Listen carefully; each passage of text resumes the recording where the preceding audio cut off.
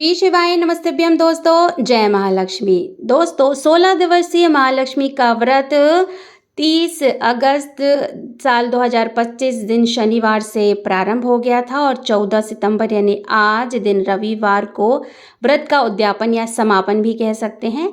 जो लोग पूरे 16 दिन तक व्रत रखते हैं वो आज यानी 14 तारीख को व्रत का उद्यापन करेंगे या समापन करेंगे, और जो लोग 16 दिन तक व्रत नहीं रखते हैं, चौकी लगाकर पूजा नहीं कर पाते हैं, वो आज विधिवत तरीके से व्रत रखकर माँ गजलक्ष्मी यानी मिट्टी के हाथी का पूजन करेंगे।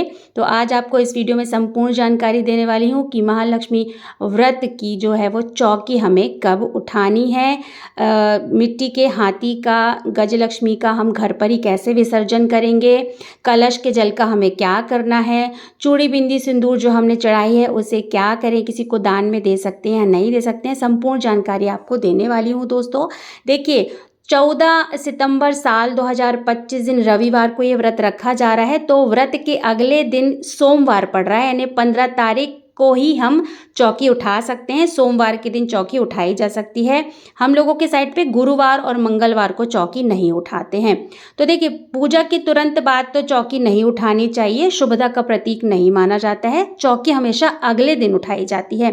तो 15 तारीख साल 2025 दिन सोमवार को आप विधिवत तरीके से गजलक्ष्मी व्रत की जो आपने पूजा करी है उसकी चौकी आप उठा सकते हैं। मिट्टी के हाथी कई लोग किसी को दान में दे देते हैं या स्वयं घर पर ही जो है वो विसर्जन कर लेते हैं, तो मैं घर पर ही जो है विसर्जन कर लेती हूँ। ये विधि भी आपके साथ में शेयर करने वाली हूँ। चूड़ी बिंदी सिंदूर प्रसाद के रूप में आप स्वयं भी ले सकते हैं, और किसी अन्य सुहागन को अगर आप दान देना चाहते हैं तो दान भी दे सकते हैं। ये जो दक्षिणा रखी है किसी कन्या को दे दें, या किसी को अगर आप दान करना चाहते हैं किसी ज़रूरतमंद को, तो आप उसे भी दान दे सकते हैं। कलश का जो पानी है वो आप किसी साफ सुथरे गमले पे या तुलसी के पौधे में डाल सकते हैं। अगर आपने नारियल पूजा के समय नहीं फोड़ा है तो अगले दिन उस नारियल को अवश्य फोड़ दें। मिट्टी के हाथी का हम घर पर कैसे विसर्जन करते हैं, चलिए मैं आपको इसकी संपूर्ण विधि अभी बतलाने वाली हूँ। जो हमने पान चढ़ाया था उसमें लौंग और इलायची चढ़ाई थी, प्रसाद के रूप में खुद भी ग्रहण कर सकते हैं, या फिर इसको बहते हुए जल में आपको प्रवाहित करना है, या फिर आप किसी साफ सुथरे गमले में इसको माटी के अंदर खोदकर गड़ा भी सकते हैं। जैसी आपको सहूलियत लगे आप कर सकते हैं। कलश के पानी को हमें इधर उधर नहीं फेंकना है, किसी भी ऐसी गंदी जगह पर हमें नहीं डालना है। साफ स्वच्छ गमले पे या कोई ऐसी जगह डाल दें या किसी वृक्ष के नीचे डाल दें। अगर आपके यहाँ कोई वृक्ष वगैरह हो तो आप वहाँ भी डाल सकते हैं। तो इस प्रकार से आप 15 तारीख को सोमवार पड़ रहा है, तो आप 15 तारीख के दिन पूरे विधिवत तरीके से सुबह के समय में चौकी उठा सकते हैं।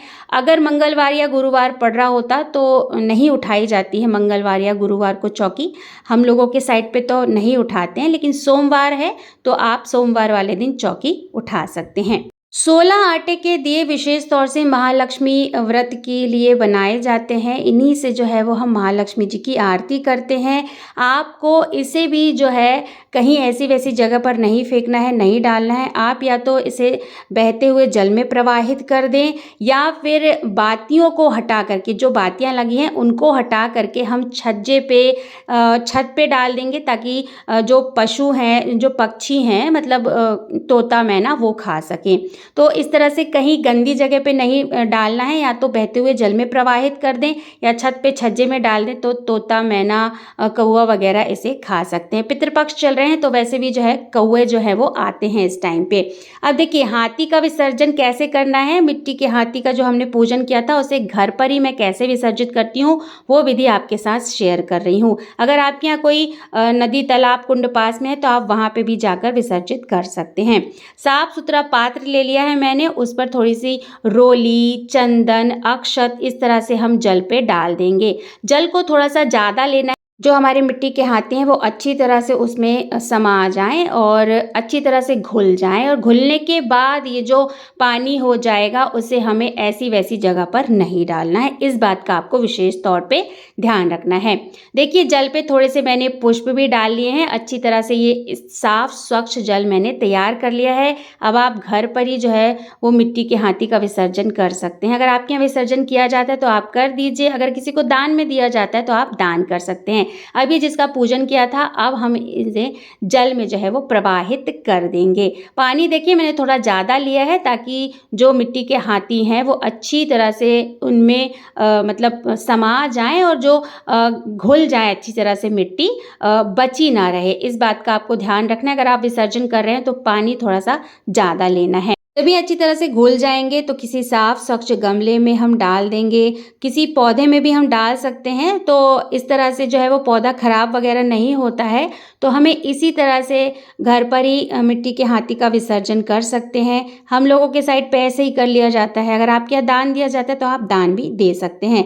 लेकिन इस जल को, जो ये माटी इसमें घुल जाएगी, इस जल में हमको इधर उधर नहीं फेंकना है, क्योंकि हमने एक दिन पहले ही इनकी पूजा की है। ये पूजनीय है हमारे लिए। तो इस तरह से हमें इधर उधर इस पानी को, इस जल को नहीं फेंकना है। इस बात का आपको विशेष ध्यान रखना है। इस तरह से घर पर ही हम मिट्टी के हाथी का विसर्जन कर सकते हैं। चौकी आप 15 सितंबर साल 2025 दिन सोमवार को उठा सकते हैं। संपूर्ण जानकारी दोस्तों मैंने यहाँ पर दे दी। आशा करती हूँ आपको वीडियो पसंद आया होगा। अगर वीडियो पसंद आया है तो वीडियो को छोटा सा एक लाइक कर दीजिएगा और साथ ही साथ अपने ही चैनल को जोर से सब्सक्राइब कर दीजिएगा दोस्तों।